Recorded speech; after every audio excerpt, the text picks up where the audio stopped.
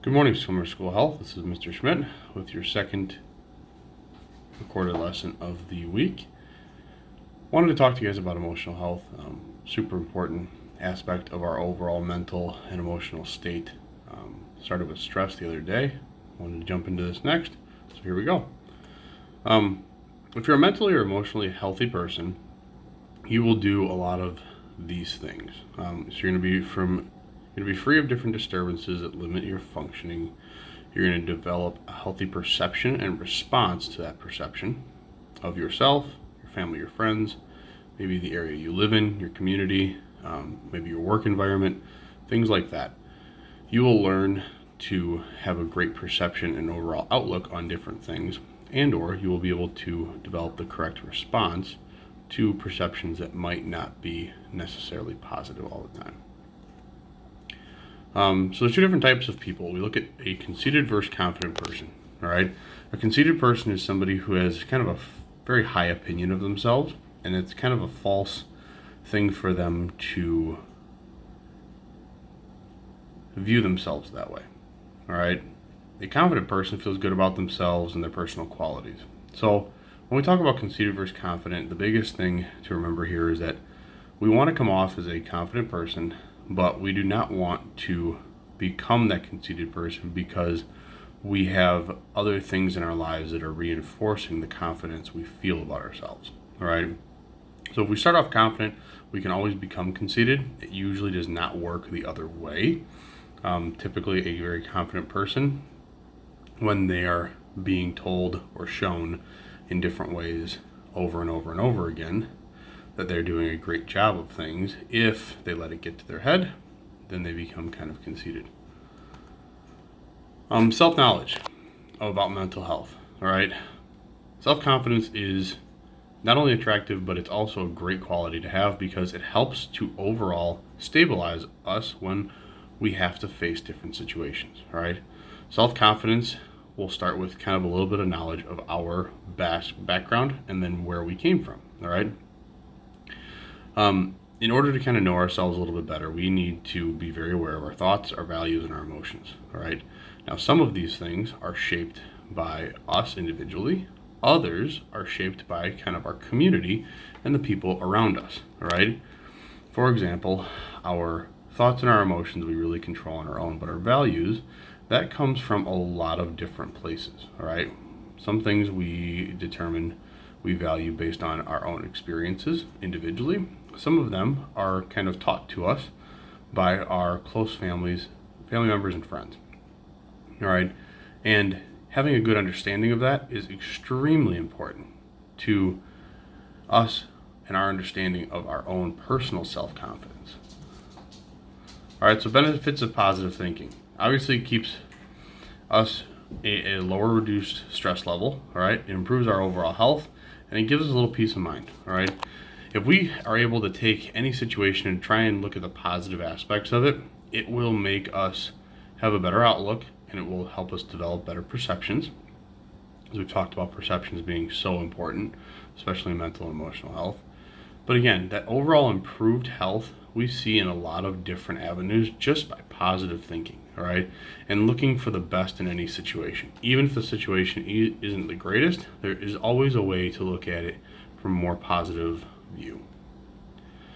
Our thoughts, all right? So we need to recognize the negative ones. We need to then replace them with a positive if we're able to, or we're going to have to find a way to kind of stop that negative train of thought, all right? So if for some reason, for example, I was never great at math when I was in school, and whenever I would do maybe not the greatest on a test or some form of assessment, I would have that negative thought of, man, I'm not very good at it. However, if I was able to find some positive outlook and say, well, I did all right or I did better than the last time, that would help. Otherwise, I did have to find a way to kind of stop that train of thought. And you guys can apply this to your own experiences and think about a time that maybe you've had that reoccurring negative thought about something, and what have you done to either stop it or to try and replace it with maybe something positive. Feelings of an individual are acceptable because they are natural, all right? So our own individual feelings are fine, all right? Now, we need to do a good job of regulating those and trying to find a more positive outlook on things. All right. But negative thinking really doesn't lead to anything good. It typically just lets us spiral into more negative thinking. So we need to find a way, like I said, to turn anything we can into a positive, or find a positive view that is a little bit different than the one we're having about some specific topic. All right, our values, like I mentioned before, these can kind of come from a lot of different places, possibly our family. All right, these are what we view as important. These are what we view as right or wrong. All right, and all of this combined really gives us a good scope of our mental and emotional state. If we have solid, strong values that we do not really deviate from or change, that means that mentally and emotionally, we're probably pretty stable. Now, at times, we become, let's say, unstable, where we have to face challenging things that happen in our life. But if we have good values and a good support system, typically we're able to overcome those pretty easily. It may take time, but again, typically able to overcome them pretty easily. All right, so our emotions obviously are in response to some event that happens in our life, all right? They're okay, but it may not be acceptable to act on those, all right? So, for example, if we're not feeling great about something that happened, it's not great for us to take it out on somebody else. We need to just accept that things have happened, maybe it's negative, and we need to find a way to adapt to it and change our overall emotions so that they help to stabilize us. All right. The two examples you see there are a little bit kind of radical, and they are really extreme, but it's a good example when we're talking about possibly the difference in working with a small child or a baby. Obviously, they may not know completely right from wrong or how to deal with a certain situation, but our response is very important when we talk about how do we respond so that we're teaching and not reinforcing some bad behavior. Okay. These are three emotions that people typically deny or try and push off. We'll look at things like anger, like hurt, loneliness.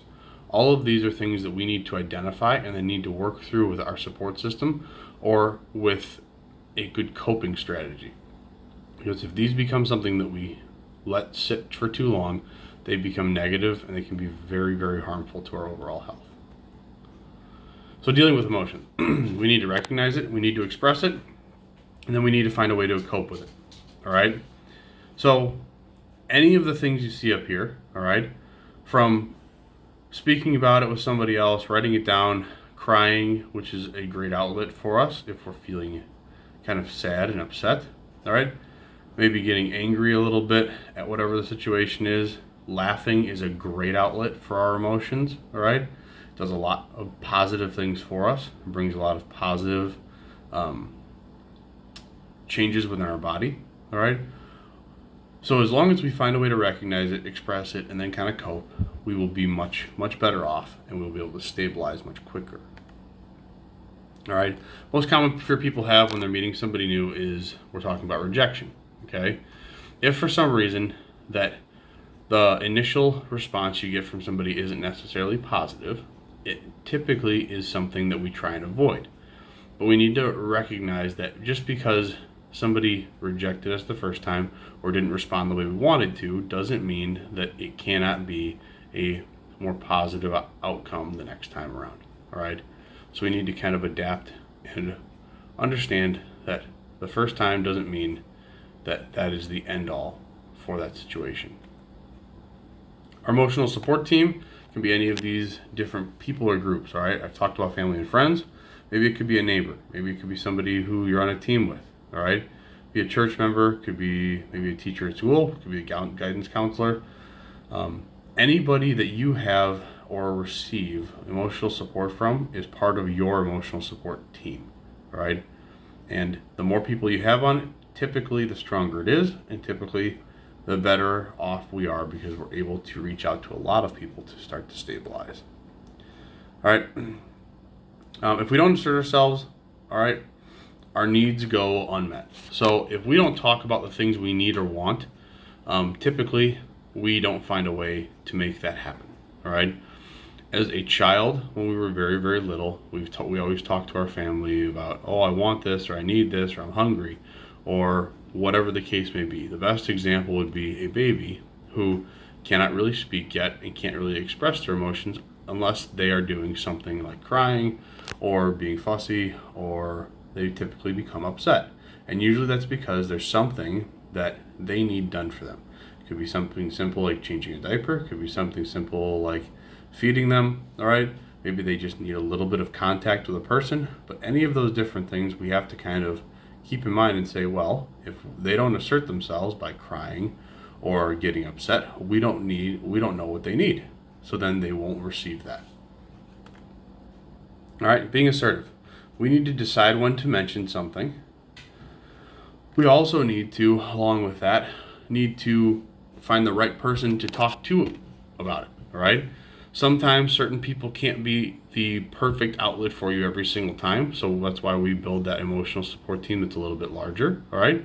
Some people are better at helping with situations than others, all right?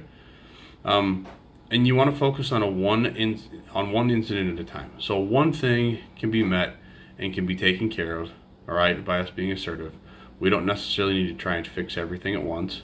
If we go step by step, one individual thing at a time, typically we feel a little bit better after meeting each different thing, and then we can move on. All right, so passive versus aggressive. All right, a passive person is somebody who avoids problems, a person who never really expresses their emotions all that well, all right? Could lead to them being depressed, could lead to things like anxiety, all right? So as great as being passive is, in times, we need to make sure that we are also assertive, though, at times, and we're not maybe leading more towards this aggressive side where a person's feelings are expressed at the expense of others. Maybe they're loud, they're bossy, all right? Could lead to the loss of a friendship, could lead to the loss of some emotional support that we need. But two, again, kind of more extreme ends of things. That is all I have for you guys in mental and emotional health when we talk about more specifically the emotional aspect of it, all right? We will be discussing a little bit about the note guides when we talk on Zoom, and I will be introducing a little bit more of our project later today. Hope you guys have a great rest of your week, and you guys can wrap up mental and emotional health.